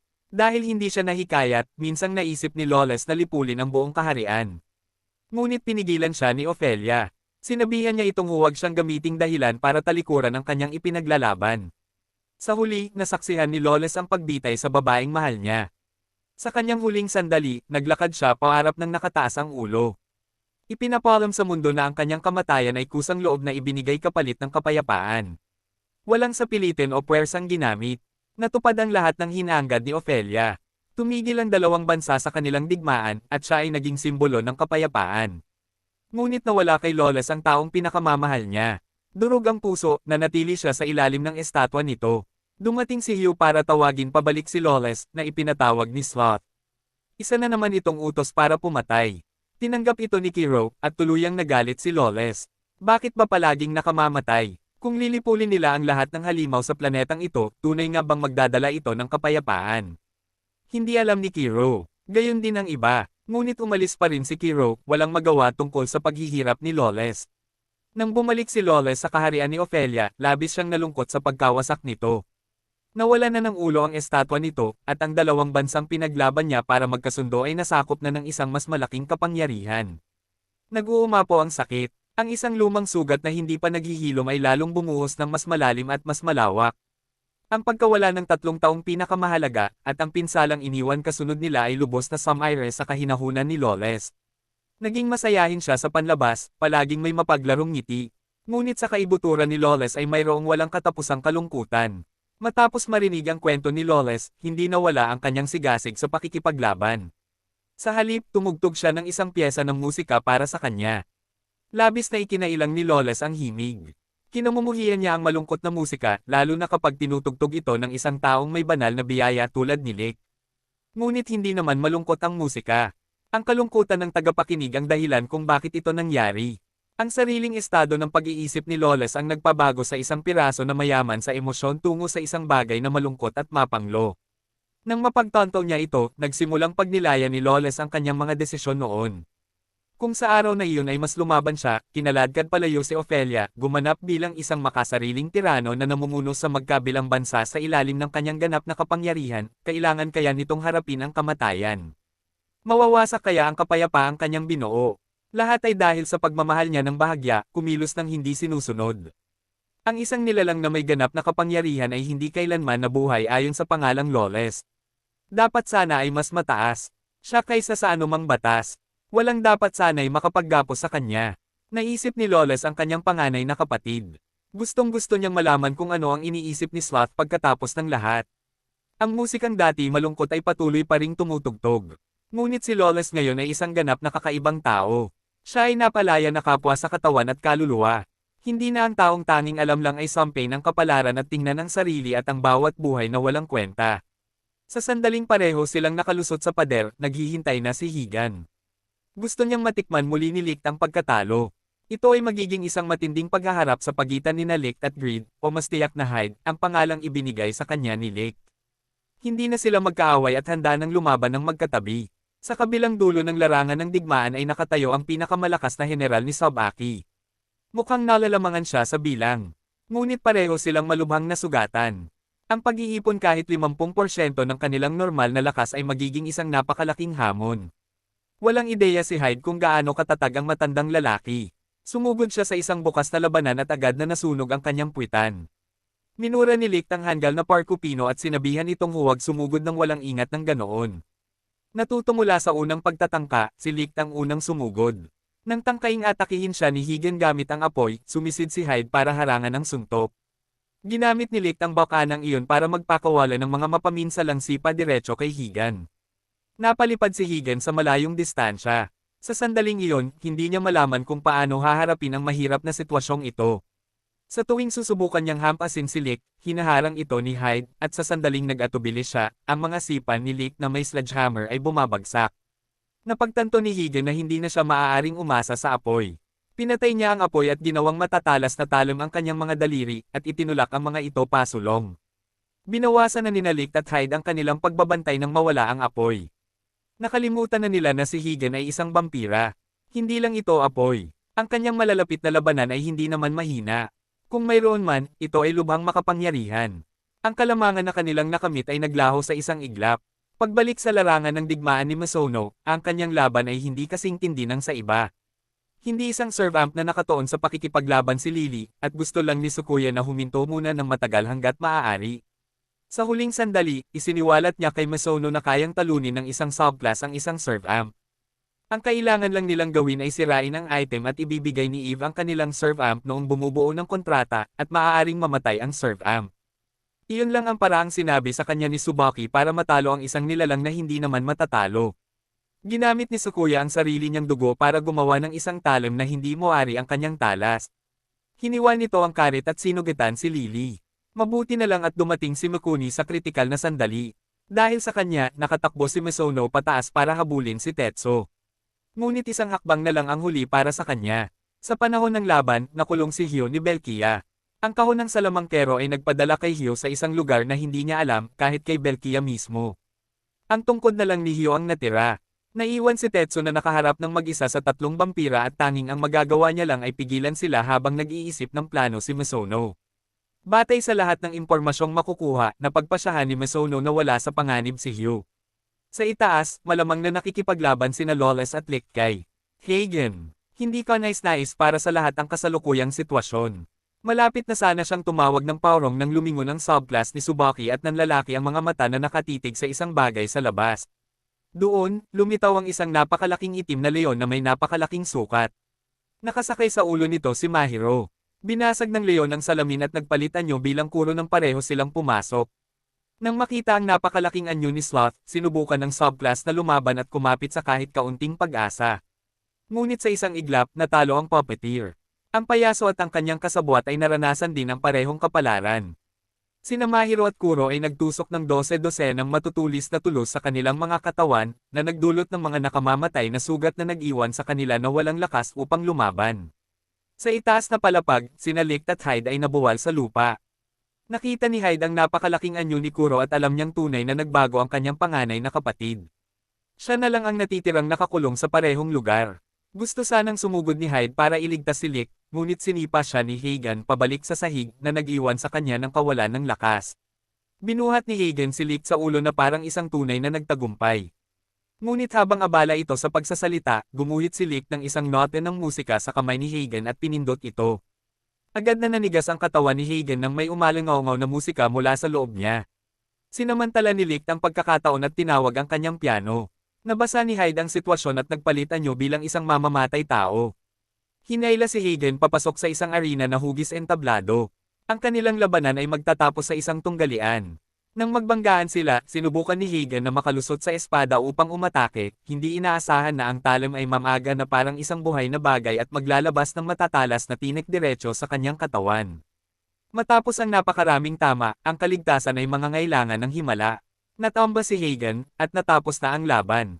Dumating si Mahiro sa sandaling iyon para lamang malaman na hindi niya kailangang iligtas si Licht dahil nagawa na ni Licht ang mga bagay-bagay ng mag-isa. Ngunit sa pagkakataong ito ay may papuri si Licht para kay Mahiro. Iba ang tingin sa kanyang mga mata. Nagkasundo rin ang magkapatid na alipin mula noon. Kahit medyo awkward pa rin ang itsura nila, hindi na sila magkaaway, at nag-uusap na lang sa mapayapang kapaligiran. Nagkusa pa nga si Kuro na itanong ang pangalan ni Hyde. Medyo natagalan bago nasabi ni Hyde ang awkwardness.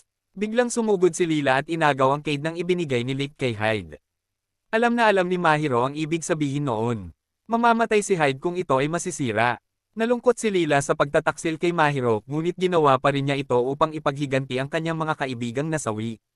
Pagkatapos ng lahat, kahit patayin pa siya ni Mahiro, hindi magtatanim ng sama ng loob si Lila. Sinusubukan ni Mahiro na hikayatin si Lila na ibalik ito nang biglang lumitaw si Tsubaki. Walang sino man ang nakaisip nito. Kinuha niya ang palawit, at ang timanga na kanina'y nakabalanse ay pumanig na kay Tsubaki. Naglakad si Tsubaki patungo sa lahat at ibinalita na natagpuan na niya ang kanyang hinahanap. Gusto sanang sumugod ni Licht, ngunit pinigilan siya ni Hyde.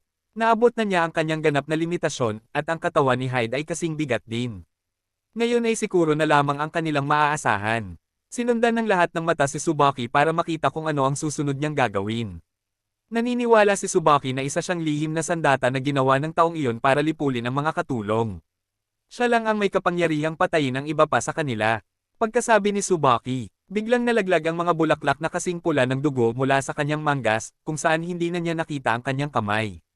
Pagkatapos, isang braso na kasing itim ng anino ang lumitaw, hinawakan ang espada, at hiniwa ang palawit ni Hyde. Kasabay nito, naglabas ang buong katawan ni Hyde ng napakaraming hindi makikilalang bagay. Parang usok, parang hangin, na nagdulot ng kaguluhan sa buong eksena, at nagkalat ang mga kalat kung saan-saan. Sumugod si Kuro, kinuha ang espada, at hinarap si Tsubaki ng harapan. Mula sa sandaling siya ay isilang hanggang sa araw na nakamit niya ang kanyang kalayaan. Hindi pa naririnig ni Tsubaki ang tungkol sa kahit sino sa kanyang mga natitirang kapatid. Nang una niyang malaman na mayroon siyang 7 kapatid na lalaki at babae ay ang sandaling nag-transform si Kuro bilang napakalaking halimaw na iyon at pinatay ang kanilang lumikha. Muli, maingat na nagtanong si Tsubaki, nabanggit na ba siya ng taong iyon sa harap ni Kuro kahit isang beses. Kinumpirma ni Kuro na hindi niya nabanggit. Sa pagkakataong ito, sumulong si Kuro na walang ibang layunin kundi ang harapin si Tsubaki upang harapin ang mga pagkakamali ng kanyang nakaraan. Gusto ni Kuro na kausapin ang kanyang bunsong kapatid sa halip na gumamit ng karahasan mula sa simula tulad ng dati. Ngunit tumanggi si Tsubaki na marinig ang kahit isang salita ni Kuro. Naniniwala siyang siya ang pinag-iisipan ng kanilang lumikha. Hindi maiwasan ni Kuro na magtaka kung bakit ginawa ng kanilang lumikha ang isang taong mapanganib at nabali ang mga braso tulad ni Tsubaki. Hindi sumagot si Tsubaki. Batasan niya ang kisame at tumalon pataas. Pagkatapos ay hinigop niya ang bawat kapirasong enerhiya na kumawala mula kay Hyde. Ang maaliwalas na asul na kalangitan ay biglang naging nagliliyab na pula bago bumalik sa normal. Ngunit kasunod nito ay dumating ang ulan ng mga pulang espada na bumubuhos sa mundo sa ibaba. Ito ay isang banal na parusa mula sa kalangitan na para sa mga nakagawa ng mga kasalanang walang kapatawaran. Pinanood ni Tsubaki ang palabas at tumawa na parang isang taong sinapian. Hindi pa rin sumuko si Kuro at hinabol siya. Hindi pa niya napag-usapan ang mga bagay-bagay sa lumikha nito gamit ang katwiran at iyon ang nagdulot sa kanya ng napakalaking panghihinayang. Dahil ang kanyang bunsong kapatid ay nilulukob ng kalungkutan at puot dahil hindi siya nakilala, tumanggi si Kuro na gawin muli ang parehong pagkakamali. Pero hindi pumayag si Tsubaki. Tinawag niya ang kanyang mga espada at itinusok ang mga ito diretso sa likod ni Kuro. Pagkatapos ay pinutol ang isa sa kanyang mga braso. Sa ibaba ng gusali, sinusubukan ni Maaro na humanap ng daan pataas para suportahan si Kuro. Lumapit at pinigilan siya ni Makuni, iginiit na ito ay isang laban hanggang kamatayan na matatapos lamang kapag nawasak ang isang serve arm. Hindi sumang-ayon si Maaro. Maaaring magtapos ang trahedya sa kapayapaan kung ang mga tao ay handang lutisin ito ng may katapatan at puso. Ngunit iyon din ang isang bagay na kailangang gawin mismo ni Kuro. Kailangan niyang panagutan ang kanyang mga nakaraang ginawa. Tunay na tinanggihan ni Maaro ang ideyang iyon. Ano ang saysay ng isang EVA kung ang serve amp ay gagawa ng lahat ng mag-isa? Ang pagkakaroon ng isang EVA at paghawak pa rin ng lahat ng mag-isa ay nangangahulugan na itinuturing siya ni Kuro na walang silbi. Pagkatapos sabihin ang kanyang pyesa, tumakbo si Maaro pataas. Dumating siya sa tamang oras upang harangan ang isang nakamamatay na suntok na nakatutok kay Kuro. Galit na galit si Tsubaki nang makita siya. Ang isang tagalabas na hindi ipinatawag ay walang karapatang mapunta rito at nararapat lamang na mamatay. Hindi direktang napatay ng mga espada si Maaro, ngunit nag-iwan ang mga ito ng galos sa kanyang mukha. Sa nakitang iyon, tuluyang nawala ng kontrol si Kuro. Nagbago siya bilang isang napakalaking halimaw, ang kanyang napakalaking katawan ay nakatayo sa ibabaw ng gusali. Umanig ng malakas ang mga nakapalibot na lugar, nagbagsakan ang mga durog na bato habang ang gusali ay tila bababagsak anumang oras. Gamit ang isang kuko lamang, naipit ni Kuro si Tsubaki at maaari na sanang magpakamatay anumang oras. Sumugod si Maaro para pigilan siya. Kung itutuloy ito ni Kuro, dadalhin niya ang parehong pagsisisi at paghihirap gaya ng dati. Sinamantala ni Tsubaki ang butas na iyon upang suntukin si Maaro. Nang akmang aabot na sa kanya ang talam, lumitaw si Tsukuya. Tinanggap niya ang buong lakas ng suntok, na lubos na nagpamangha kay Tsubaki. Hindi maaaring ipagkanulo ni Tsukuya si Tsubaki, ngunit kailangan din niyang protektahan ang buhay ni Maaro. Ginawa niya ang lahat ng kanyang makakaya upang maging isang tapat na lingkod at isang tunay na kaibigan. Muling kumilos si Kuro para tapusin si Tsubaki, at muling hinarangan ni Maaro ang daan. Nang sa wakas ay nakabawi na ng kahinahunan ang halimaw sa harap niya, ang buong katawan ni Tsubaki ay kumikislap sa liwanag. Ang sibat na hawak ni Maaro ay biglang naging susi, kasunod ng kanyang likas na ugali. Itinulak niya ito papunta sa pwesto sa harap ng dibdib ni Tsubaki. Pumasok si Maaro sa mundo ni Tsubaki at nasaksihan ang lahat ng pinagdaanan niya. Una, nawalan si Tsubaki ng isang taong mahalaga sa kanya. At walang humpay siyang umiyak. Pagkatapos ay naalala niya ang kanyang mga kapatid at napaisip kung tatanggapin pa ba nila siya. Sinabi sa kanya ng Zoro sa tabi niya na sapat na ang pagkakaroon ng isang tao rito. Hindi na kailangan ng iba. Naniniwala rin doon si Tsubaki. Hanggang sa makita niyang dumating si Kuro para patayin ang kaisa-isang taong mahalaga sa kanya. Sumigaw si Tsubaki, nagmamakaawa sa kanyang panganay na kapatid na tumigil. Ngunit walang nagbago. Ang huling natitirang piraso ng kanyang lumikha ay ang robo na laging dala ni Tsubaki. Mula sa araw na iyon, hindi na isang mabait na binata si Tsubaki. Gusto niyang maghaiganti. Gusto niyang patayin ang lahat ng kapatid sa pamilya na hindi nakakaalam na siya ay nabubuhay. Nakatayo si Maaro sa ibaba, iniisip na isa itong pagpapakita ng mga alaala ni Tsubaki. Hindi niya inaasahan na ipatawag ni Tsubaki ang kanyang mga espada at susugod sa kanya. Sakto lang ang naging reaksyon ni Kuro para makialam.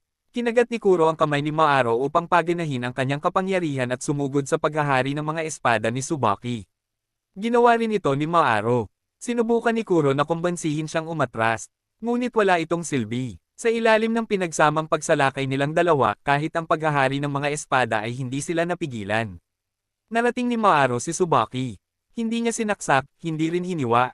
Sa halip, niyakap niya ito ng mahigpit.